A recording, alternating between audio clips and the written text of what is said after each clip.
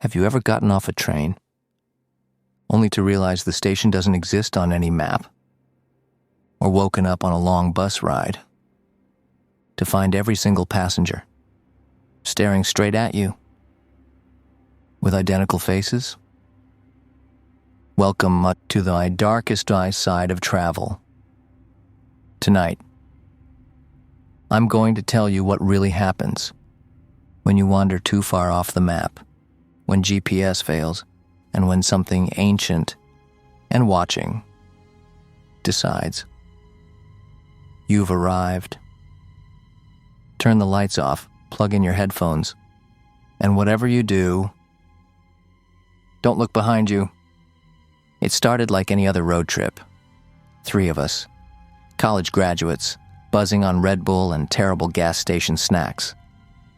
We were headed to a cabin up north, through endless miles of forest and foggy back roads. We'd been driving for about 5 hours when the GPS blinked out. No signal, no bars, just a blinking dot. And then, nothing. We should have turned back. But we didn't. We saw a sign. Detour, local route. Spray painted, crooked, not even reflective. Still, we followed it. The road narrowed. Trees leaned in, like they were eavesdropping. The air got thick, too thick. And that's when we saw the first one, a deer. Or what looked like a deer. Except its face was wrong, too human. Its eyes were watching. And then the car stalled. No engine, no lights, just darkness and silence. We stepped out. The forest was breathing. And in the distance, we heard footsteps, not animals, heavy, wet, dragging. We tried calling for help, but our phones were dead. Not just out of service. Dead. No power, even though they had full charge minutes earlier. Brandon, our driver, popped the hood. Everything looked fine. No smoke. No damage. But he swore he heard whispering when he leaned over the engine block. We stood there in silence for a long time. Then Jenna noticed something. The woods had changed. The trees weren't the same ones we passed coming in. They were closer together now. Branches knotted like clenched fists. And the air, it wasn't foggy anymore. It was dusty. Fine gray particles floating, like ash. That's when we heard the laugh. High-pitched, childlike, echoing from nowhere, and everywhere. We all jumped back into the car, locked the doors. But Brandon didn't move. He was staring at something just beyond the windshield. "There's a house," he whispered. "Did you see it before?" We hadn't. It was just there, across the road. Black wood, slanted roof, no lights, and a door, slightly open, like it was inviting us. "Maybe they have a phone," Jenna said. She was already halfway across the road before we could stop her. Inside, it smelled like mildew and rot. But not fresh rot. Old, like something had died here decades ago and had never left. The floor creaked under our weight. Every step echoed. For too long. There were photos on the walls, dozens, all of travelers. Different clothes, different eras. But all of them had one thing in common. Their faces were missing. Not scratched out, not torn, just blank. Smooth skin where eyes and mouths should be. That's when we found the mirror. It was floor to ceiling, covered in soot, or something darker. Brandon wiped it with his sleeve. And we saw ourselves. But we weren't moving. Our reflections stood still. And then they smiled. We ran, but the door was gone. Just a wall, now. Solid wood, no knob, no hinges. And from upstairs, we heard footsteps, slow, deliberate, coming down. We found a back door, bolted, rusted. But Brandon kicked it open. Outside wasn't outside anymore. The road was gone. The forest replaced by rows of identical houses. Same door, same windows, same open mouth waiting to swallow us. And in every window, someone was watching, motionless, blank-faced. We ran until our lungs burned, until our legs gave out. And then, we were back. Just like that, middle of the road, car still dead. But something was different. We got a signal. Just one bar. Jenna pulled up GPS. The map showed a route. But it wasn't to the cabin. It was taking us back, home. We didn't ask questions. We just followed it. But when we finally got back to the city, our photos were gone. All of them. Every shot we'd taken on the trip. Erased. Even worse, the ones that were still there had changed. Each of us in frame, but behind us, standing in the woods, the house, and someone waving from the window. This happened last winter, on an overnight train from Munich to Prague. I was alone in the sleeper car. The conductor had checked tickets, lights were dimmed, and I was about to doze off when I heard it. Knock, knock, knock. 3 slow knocks from the hallway. I opened the door, empty. Then I noticed something strange. The plaque on my door said, Cabin 37. But I had been in Cabin 32. I stepped into the hallway and it was my longer selling than before. Much longer. Every door said my 37. And behind me, the door I came out of was gone. Then the lights started flickering. In the reflection of the window, I saw movement. Someone standing and just behind me. Pale, smiling. I ran. Every cabin was the same. No conductor, no staff. Just rows and rows of Cabin 37s. The floor began to shift under my feet. Not violently, but subtly, like the train itself was breathing. The doors pulsed. The hallway expanded. I was running, but not moving, like a nightmare you can't wake from. At some point, I tried opening one of the doors. It swung inward, with a hiss. Inside was me, sitting calmly on the bed, staring blankly. But that version of me was older, wrinkled, tired. Close it, the older me said. I froze. Close it before it notices. Before what notices me. That's when I heard something crawling inside the walls, scraping, clawing. I slammed the door and kept moving. Every cabin now had my name scratched into the wood, Passenger 37. I saw a mirror, cracked. I looked at myself, except my eyes were gone. Just smooth skin, like wax. I screamed, but the sound didn't echo, it just got swallowed by the hallway. Then I heard the knock again. Knock, knock, knock. But this time it was coming from inside, the cabin behind me. I backed away slowly. The hallway darkened.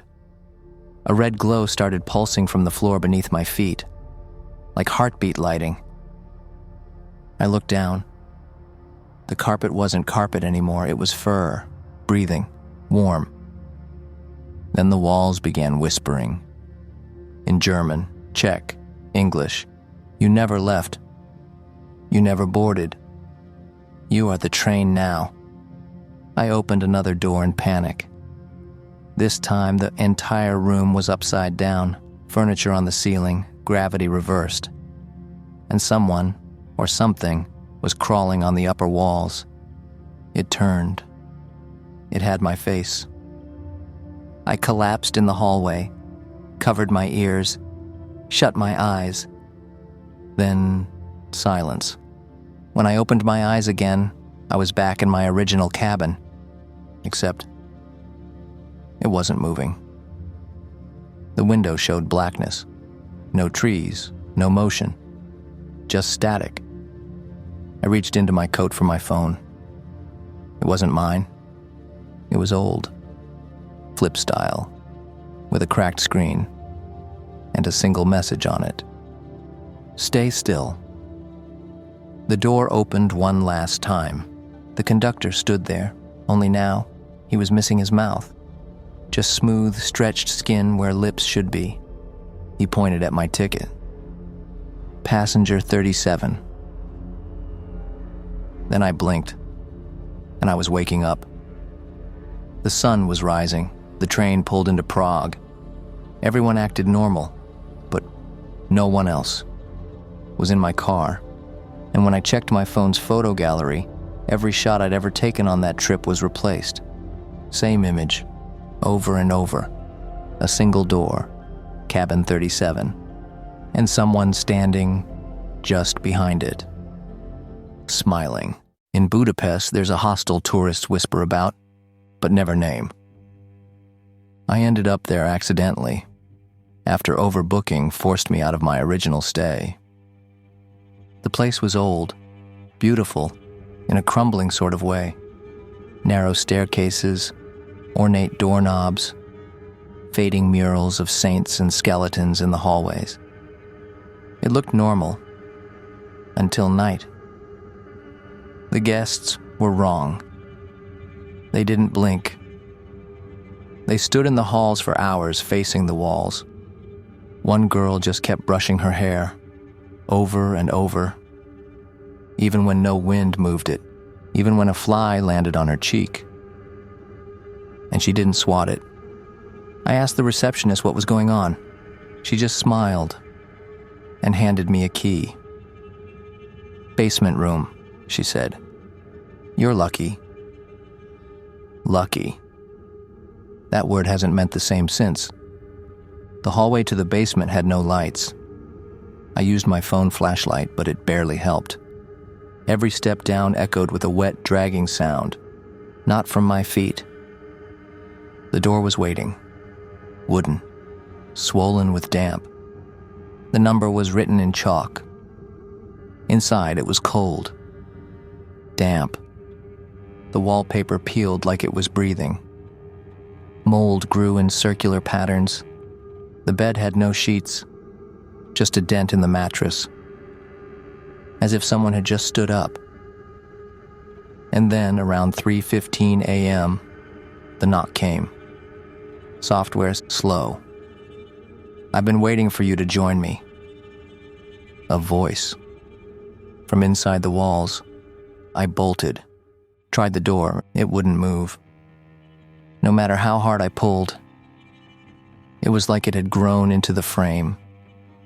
Behind me, I heard the wallpaper tear. But it wasn't from age. It was from nails. Something inside the wall was clawing through, inch by inch.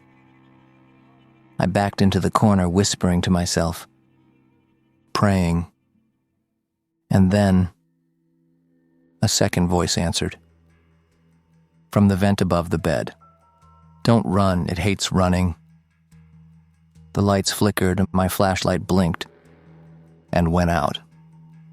In the last moment of darkness, I saw a shape crawl out of the ceiling, like it was made of shadow, stitched with limbs. I don't remember leaving the room. I just remember being outside. The receptionist? Gone. The guests? All standing in a perfect circle in the courtyard, looking straight up at my window. They didn't move. Not even when I screamed. I ran until sunrise. When I looked up the hostel the next day, it had been closed for 14 years. I found an old forum post. Travelers talking about it. People who had gone missing. One girl claimed she escaped too. And her story matched mine. Down to the knock. At 3:15. Except she said something I hadn't considered. The voice behind the wall? That wasn't the monster, and that was the last person it trapped, trying to warn me. Since then, every hotel I stay at, I knock once on the walls. Just once. Because I need to know if someone knocks back. And 2 weeks ago, they did. Airbnb, cheap, beautiful photos, remote cabin in Iceland. The host never showed, but the door was unlocked. And a note said, "Make yourself at home."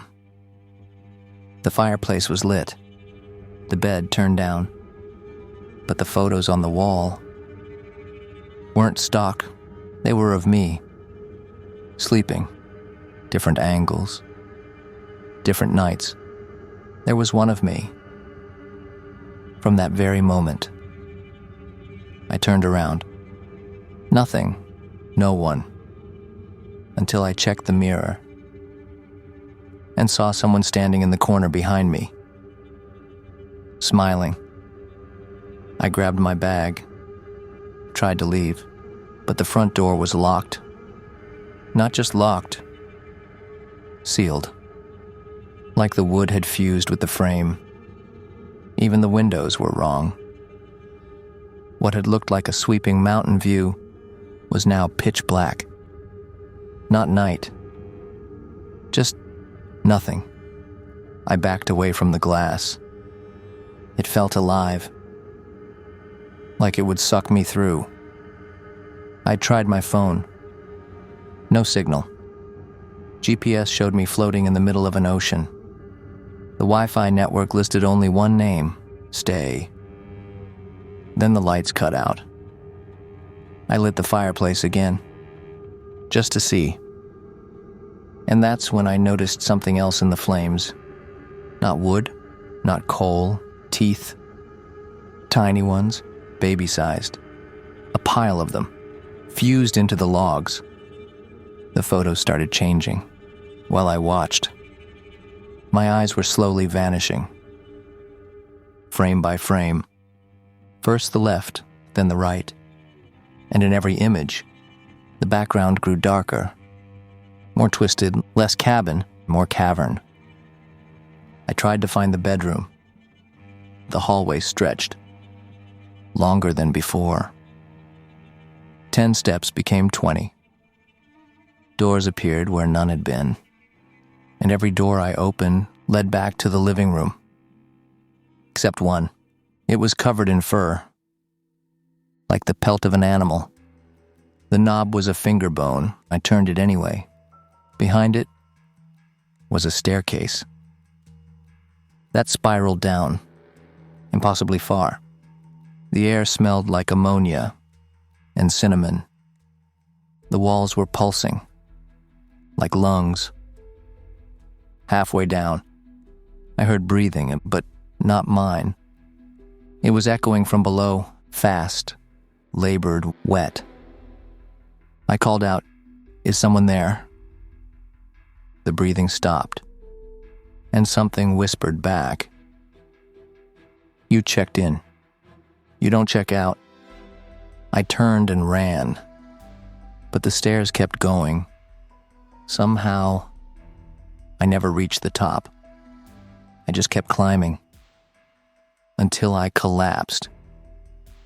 When I opened my eyes, morning, sunlight, cabin door wide open, birds chirping, everything normal, except none of the photos were on the wall, just one. On the table, a single Polaroid of me, sleeping, and this time, I wasn't alone in the bed. Middle of Arizona, dead highway. I was running on fumes. Then, like a gift from the void, a gas station. No name, just glowing neon. Fuel, food, fate. Inside, the clerk didn't move, didn't blink. He just pointed to pump 6. I paid cash, old bills. He smiled, revealing rows of tiny needle-like teeth. As I was pumping, I looked up at the security mirror and saw myself being strangled at the counter. But I was still at the pump. When I turned back, the station was gone. Just empty desert. But I still had the receipt, crumpled in my hand. It smelled like ozone and burnt metal. Instead of a logo, there was a symbol I didn't recognize. Something circular like an eye with thorns around it. I drove, didn't stop, not even when the tank hit empty. The gauge just stayed frozen. The horizon blurred. Then, the road changed. Asphalt gave way to something like obsidian, black, polished, almost too perfect. My tires made no sound. The desert was gone, replaced by an endless plain of red dust and pale animal bones. That's when the radio came on, by itself. Not music, not static, just a voice, whispering coordinates and repeating them, over and over. The numbers didn't make sense. I looked them up later. They led to nowhere, a void point in the Pacific Ocean. I shut the radio off, but the whispering didn't stop. It was inside the car now, under the dash, behind the vents, and in the rearview mirror, the clerk, grinning, perched on the back seat, like a gargoyle. I slammed the brakes, got out, ran into the nothingness. But the road followed me, like it grew beneath my feet. Finally, I collapsed, dust in my lungs, heat blistering my face. When I opened my eyes, I was back in my car, parked in front of a real gas station, fluorescent lights, buzzing sign, normal. But the pump, number 6. The price, exactly the same, to the cent. And the clerk inside? He waved. My phone wouldn't take pictures. It glitched every time I aimed it at the building. When I got home, the symbol from the receipt was burned into my dashboard, like someone branded it there. I covered it with duct tape, traded the car a week later. 2 days ago, I got a letter in the mail. No return address, just the words, Pump 6 is waiting. Tokyo. Narrow alley shortcut, late night. I heard soft footsteps behind me, perfectly timed to my own. I stopped. They stopped. I walked. They walked. I ran. They ran. Then I remembered the legend, the Onryo, the vengeful spirit. They follow, and if you turn around, they own your face. I made it to my hostel, slammed the door, locked it, but the mirror showed a second reflection, and hers was smiling. At first I thought I imagined it. Jet lag, stress, but the mirror didn't lie. There were now 2 of me in that reflection, one standing behind the other. And the one in back. She didn't blink when I did. Didn't breathe. Didn't move at all. I turned quickly. Heart pounding. Nothing there. I draped a towel over the mirror. Tried to sleep. But the towel kept falling. By 3 a.m., the mirror was uncovered again. And now, the version of me in the reflection had turned. She was facing me full on, pale, unmoving, and in her hand was a piece of paper. I checked the room. Nothing. No paper, no note. Until I found it. Slipped under the door. Hotel stationery. 4 words. Never turn around twice. That's when the knocking started. Light, rhythmic, but coming from every wall at once.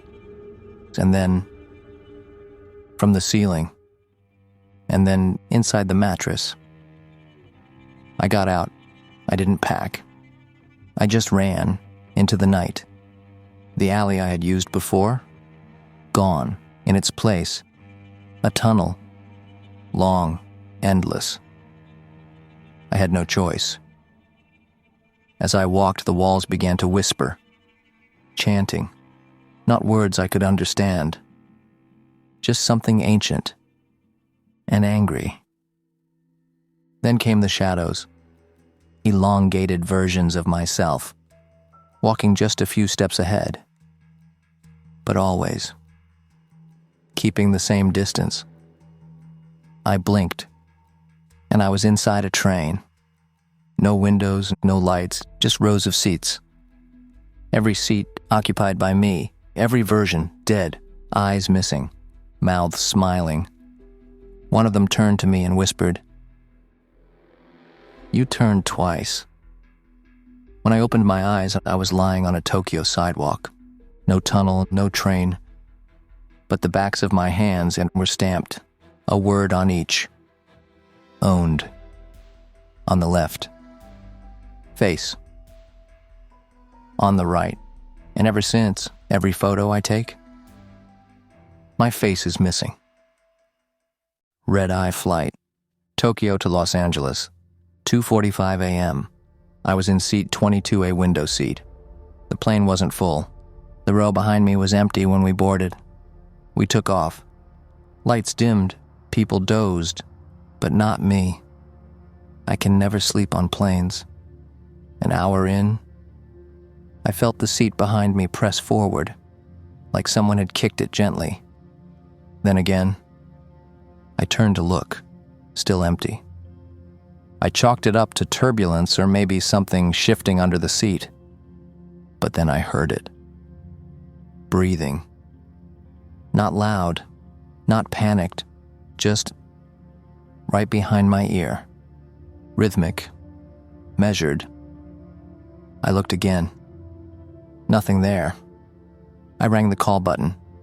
The flight attendant smiled, leaned down. "There's no one seated behind you, sir. That row was never booked." I nodded, pretended I believed her. But the breathing didn't stop. It grew heavier. And then, a whisper. "Don't look back. It remembers you." I froze. Tried to tell myself it was just a dream. Maybe I had dozed off without realizing it. Maybe I was dreaming of being awake. Then my screen flickered. The in-flight movie cut to black. For a second, I saw myself. But it wasn't a camera feed. It was like someone was watching me from the row behind. Eyes wide, blank, and just visible in the corner. A hand pressing against the seat in front of it. My seat. I spun in place, fast, but again nothing. Then I noticed my seat belt had been undone. I hadn't touched it. And the tray table was down. A plastic cup of water shaking slightly, like something had placed it there recently. I didn't touch it either. The flight map on the screen now showed nothing. No plane, no route, just static, and the words, "In transit." I asked the attendant again, "What's going on?" She looked confused, tilted her head. "Sir, I checked. You're not on the manifest." I stared at her. She blinked, slowly, too slowly, like she didn't understand blinking. Then she smiled. Her teeth were all wrong. I turned back to my screen. Now it just showed one word. Remember. I don't remember landing, or customs, or the gate. I just remember being in a terminal, alone. Lights off, PA system crackling, and a single voice repeating overhead. Passenger 22, return to your seat. I ran, through corridors that bent in impossible directions, gates with numbers I didn't recognize. Every path leading back to gate 22. The plane was still there, boarding again. The jet bridge was cold. Condensation hung in the air, like mist. Inside the plane, all the passengers were the same faces, same seats, all turned around, staring at me. Every one of them whispering, "Don't look back, don't look back." But I did, and in the last row, in seat 40F, I saw myself, smiling, eyes wide, seatbelt fastened, waiting. It happened in Amsterdam. Schiphol Airport, flight delayed for 5 hours. I was half asleep near gate 9 sipping cold coffee and trying not to nod off. That's when I noticed it. A door, not a staff door. No keypad, just a plain wooden door tucked beside a vending machine. No sign, no security. And open. I asked a nearby employee what it was.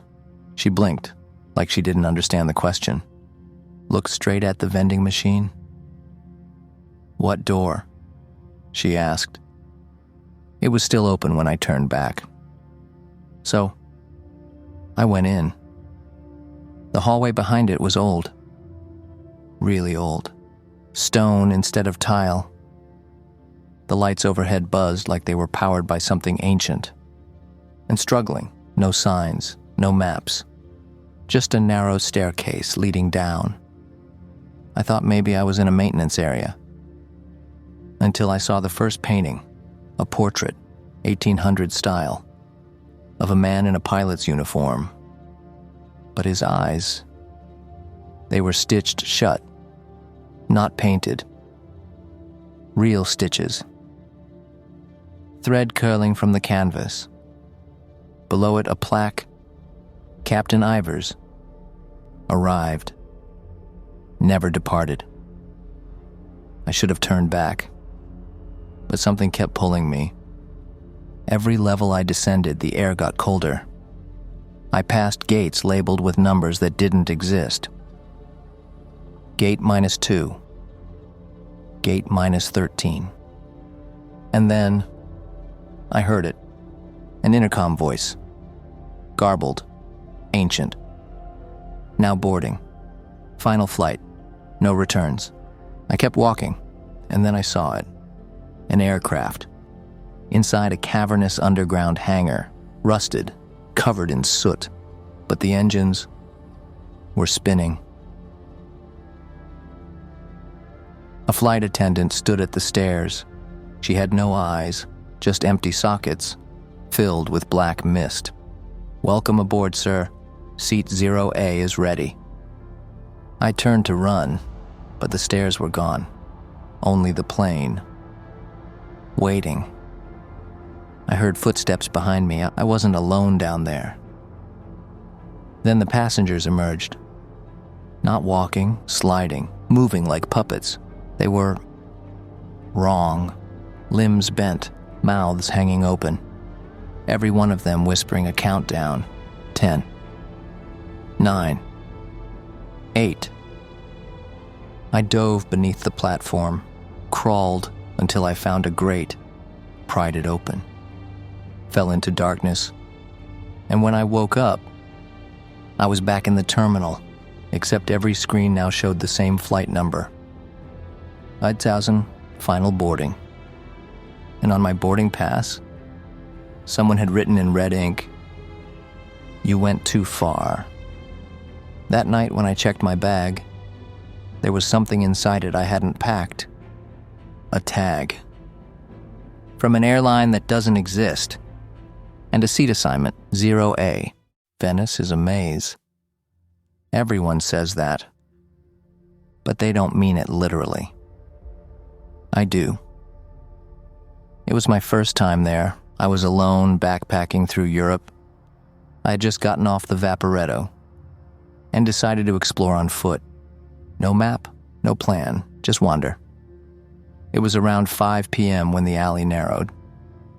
I thought I'd just circle back. But the path kept going, twisting, turning. The stones underfoot were older than any building I'd ever seen. Then, the light shifted, like something leaned in front of the sun. I pulled out my phone. No signal. GPS just spun and spun. The buildings around me had changed. No shops, no tourists, no sound. I passed a window with no glass, just fabric hanging. And behind it, someone breathing, loud, raspy, like it had been waiting to exhale until I arrived. I turned a corner, another alley and another. They folded in on each other, like the city was rearranging itself to trap me. Then I saw her, a girl, pale, standing barefoot in the center of a square. I swear hadn't been there a minute ago. She looked up at me, eyes black, mouth stitched shut with twine. She pointed to a well in the center. Whispers poured out of it, like steam. I backed away, slowly, but every turn I made brought me back to that square, back to her, back to the well. Eventually, I climbed onto a balcony and jumped the alley wall. Landed hard, rolled, and found myself in front of a church I hadn't seen before. Its bell tower was crooked, and the doors chained shut. But there was something scratched into the door. If you leave, she follows. I ran until I reached a canal. The water was thick, almost black. It didn't ripple when I threw a stone into it. And in the reflection, she was behind me. I don't know how I escaped. I woke up in my hostel, shoes muddy, shirt torn. The receptionist said I hadn't checked in yet. But my bed was unmade. My bag was on the floor. And in the bathroom mirror, the reflection blinked a full second after I did. That night, as I slept, I dreamed of alleys folding in on me, walls that breathed, and at the end of each nightmare, a girl by a well, waiting. Every city since then, I've seen her. In a crowd and in a bus window, in reflections. She's still pointing. And I think I know what she wants. She doesn't want to drag me back. She wants me to bring someone. I landed in Chicago after a 12-hour international flight. Jet-lagged, starving, barely conscious. All I wanted was to grab my bag and get out. The carousel kept spinning, bag after bag. None of them mine. Then I saw it. Black suitcase. Old. Leather cracked. A single tag hanging from the handle, written in red ink. Number 66. I hadn't seen that bag before.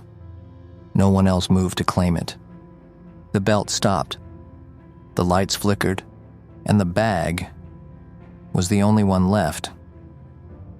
I checked the tag again. My name was on it, but it wasn't my handwriting. And the address listed underneath wasn't one I recognized. It didn't exist. I opened it out of curiosity.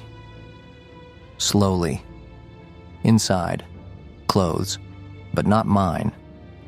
Old-fashioned, dusty, a child's doll, its eyes sewn shut. A mirror. small, handheld. The kind you'd find in a Victorian purse. I picked it up, and in the reflection behind me was the carousel, still spinning. But now, every bag had that same red tag. Every one of them had my name. An announcement came over the intercom, but it was garbled, warped, like it had been slowed down. Passenger, 6, please return to claim your final bag. Then the lights turned red, just for a second, then white again. I zipped the suitcase shut, started walking away. But the hallway wasn't the same. It stretched, far too long. Signs started changing. The numbers didn't make sense. Gate 66. Baggage loop 66. Carousel 666. That's when I realized I wasn't in O'Hare anymore. I turned to run, but the floor felt soft beneath me, like carpet stretched over soil. And then I heard the wheels. The suitcase was following me. No one was pulling it. When I looked back again, the carousel had returned. In the middle of the hallway, bags spinning, my name on every tag. I found an exit door, slammed through it. Bright light. City noises. But my phone said it was 3:33 a.m., and I had landed at 4:15 p.m. A full day had passed. I never found my real luggage. But 2 weeks later, I got a delivery at my apartment. A black suitcase. Tag. #67 point. Sender. Myself.